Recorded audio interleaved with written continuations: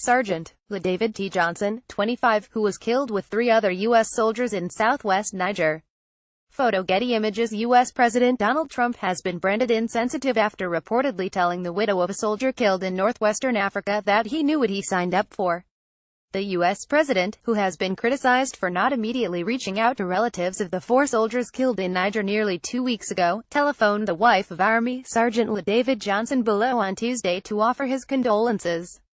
Congresswoman Frederica Wilson told CNN she was traveling with Maisha Johnson on the way to Miami International Airport to see his casket arrive home when the president called.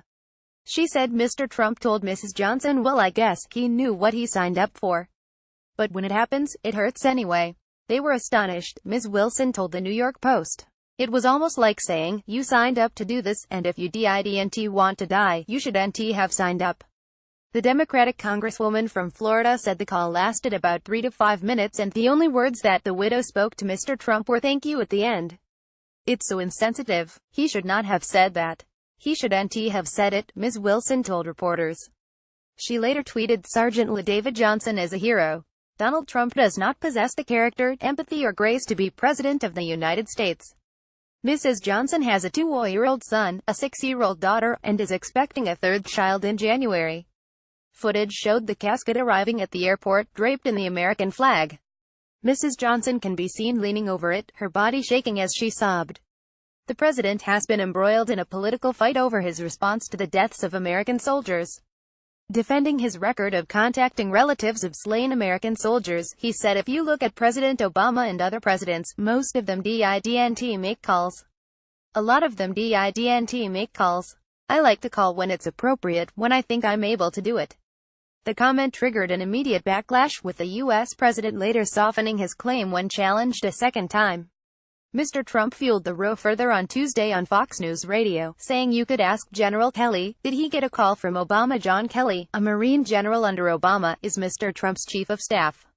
His son, Marine Second Lt. Robert Kelly, was killed in Afghanistan in 2010.